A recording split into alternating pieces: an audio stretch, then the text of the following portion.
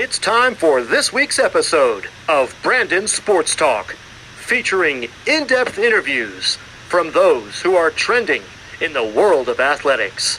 And now, here's the host of Brandon Sports Talk, Brandon Pate.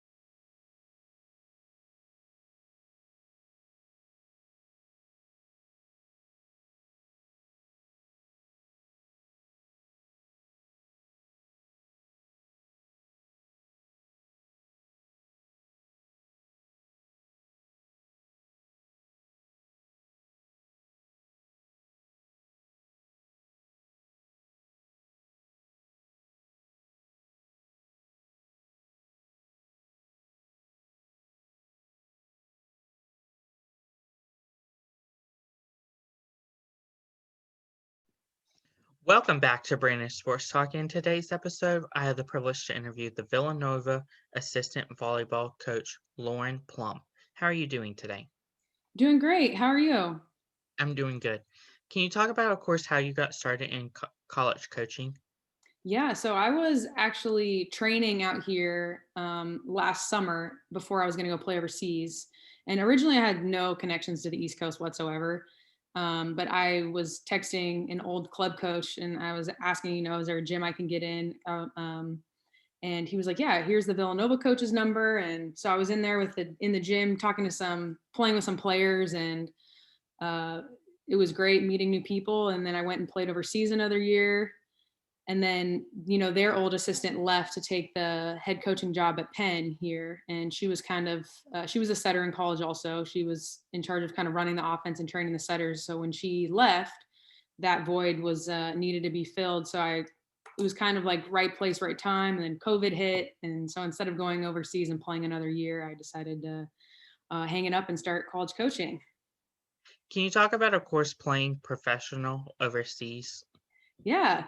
It was incredible experiences. I mean, you have like the highs of the highs when you're playing the sport you love and getting paid for it finally, and in front of tons of fans, and they're all like have flags waving and beating drums. It's like really fun. And then there's the lows where you're 9 hours away from your family, and you basically have to do everything uh, for yourself, from cooking every single meal to hanging up laundry on drying racks because it's just the European way.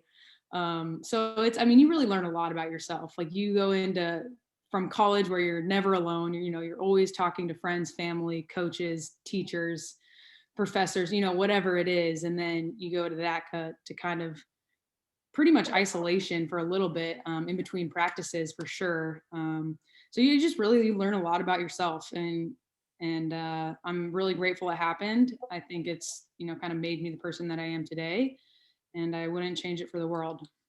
Can you talk about, of course, your college career at Oregon?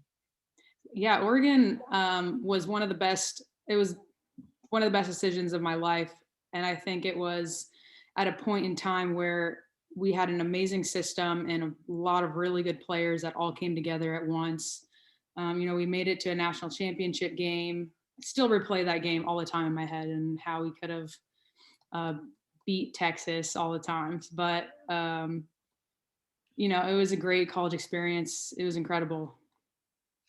Can you talk about, of course, what you plan to accomplish in your first year at Villanova?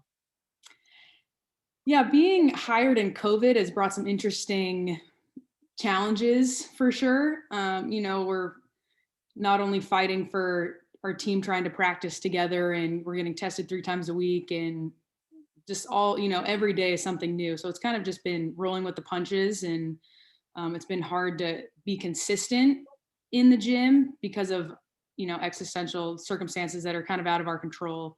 But I think for me as a college coach right now, it's just about building the culture of the team and bringing, work ethic and um, enthusiasm and hard work and encouragement, and helping these girls learn kind of what I feel like I had to learn the hard way, that I feel like I can help a lot in, not just volleyball, but these, women as people first, and bringing a hardworking culture. Can you talk about, of course, how you have helped build the culture at Villanova? Yeah, I would say just working hard and making sure that all the effort plays are being made. Um, when things like when no one hits the floor for a ball or we let balls drop, and just making sure that stuff like that doesn't happen, because those are actually the things that are in our control. Effort and attitude, I definitely always preach on a lot. You don't have to be the best player in the world, but if you bring 100% effort and 100% attitude, I think we can all live with that at the end of the day. And just making sure that effort and energy is brought on a consistent basis every day makes a world of difference. Can you talk about, of course, the recruitment process for prospective student athletes? It is very interesting right now for student athletes. Really, it's been really tough on a lot of student athletes. A lot of the kids that I've talked to, they look at the class the year before, and so we're recruiting the 2022 class right now, which is juniors in high school. And I feel like they look ahead and look at the 2021s, and they see that the timelines don't add up because of this crazy pandemic we're in. So a lot of recruiting stuff has been halted. We're still in a dead period. Coaches can't go see or watch kids. Everything's online now. So a lot of highlight videos, a lot of, video links that we have to go go watch the kids that we're interested in. And it's been really tough on these players because it's, nothing's the same. And it's so unprecedented that you can't compare yourself to anyone else previously, if that makes sense. Can you talk about, of course, how tough it is to watch, of course, film online versus going in like to a gym and actually seeing the player and seeing how they interact with their teammates and stuff? Oh yeah, I'm like running Zooms, and film's freezing, and I'm trying to explain what's happening, but it's like the time's lagging, and I'm such an in-person person. I like to do everything. I'm like a kinesthetic learner, so not only visual but being in person, and doing the little things for me helps a lot to connect with other people and athletes. So when all that's taken away, it's been a great challenge really to work on making sure the point comes across as well as it can without me getting to do the on court demos and all the little things that really help athletes learn. So definitely been a challenge, but it's good. I know that it's your first year at Villanova, but can you talk a little bit about what the official visit process is like at Villanova? Yeah, so the official visit, normally we would like to link it up with basketball season, since Villanova basketball is such a huge thing here. And so the kids would come during a basketball weekend, and they would watch us practice, and then go into the basketball game, and get to see all of the cool things that Villanova has to offer.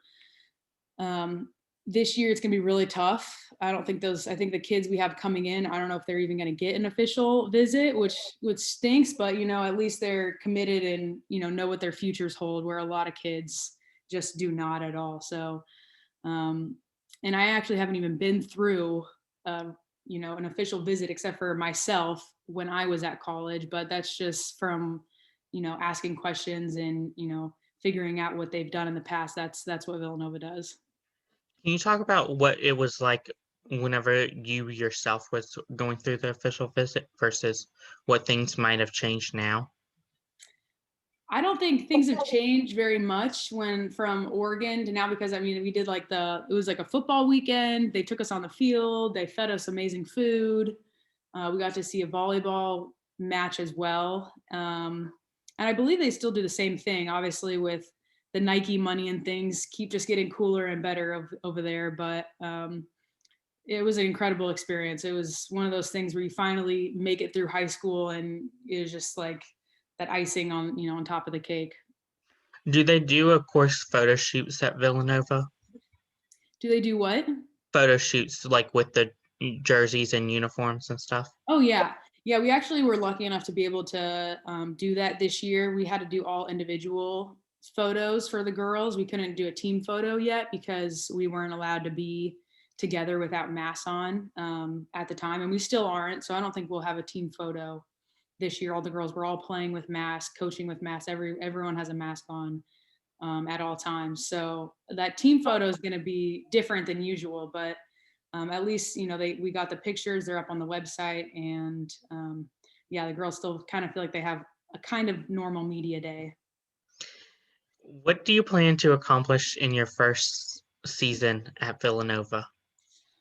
I honestly just pray that we can have a smooth-ish sailing season for, the circumstances right now in this world. We're trying to implement a kind of a newer offense, a little bit more intricate. And so there's a lot of moving pieces right now. So just to be able to get in the gym consistently on, a daily basis and be able to work on those things, I think would be the goal right now, and just being able to adjust and, like I said, roll with the punches accordingly, depending on, games getting canceled or whatever the case is. So I'm not really looking to accomplish necessarily anything specific besides it, that culture that we talked about, that work ethic. And I think the accomplishments will happen in their own time, whatever those are. What advice would you give upcoming high school athletes looking to play college volleyball? Don't compare your journey to anyone else's. I think it's hard because you see that that one kid that's posting on social media that they've committed this and they're going here, and a lot of things look a lot easier on the outside than they actually are. I think there's a lot of kids really struggling to find their place. With COVID, the roster sizes have been completely packed because NCAA is giving back everyone their year of eligibility right now. So it's been really tough for especially kids that are trying to walk onto a program to make a name for themselves, and, just get on a college roster has been really tough. So I feel really bad for, the kids in the next couple of years. It's going to be really a dogfight to get on a college volleyball team right now. But yeah, don't compare yourself to anyone else. Everyone has their own journey. And, when you play, make a highlight tape and give game film and just stay patient and do everything you can in your control, and let the rest fall into place. What advice would you give upcoming volleyball coaches looking to get into the industry? Great question. Don't be afraid to move because, the jobs open up at random, and you can't control where those jobs are in America. So I'm in Pennsylvania. I'm from California. I went to college in Oregon. So my life's been all over the place, and I'm grateful and wouldn't change it for the world. But definitely had to take, my life a lot of different physical directions. So don't be afraid to do that because opportunities present themselves and you got to roll with it. That's wonderful advice. Where can my listeners find you at on social media along with the Villanova volleyball program at? Yeah, follow the Villanova volleyball program on Instagram, Twitter. I personally I personally deactivated my Instagram account, which I think for recruiting purposes, I'm probably gonna have to reactivate it. But social media to me has just gotten to a point where it's just so much. It's not really real. And I try to tell my players that, and not to get your self-worth and confidence and things off of people liking, we can get into a whole thing about that, but I personally don't have social media, but follow Villanova Volleyball on Instagram for sure.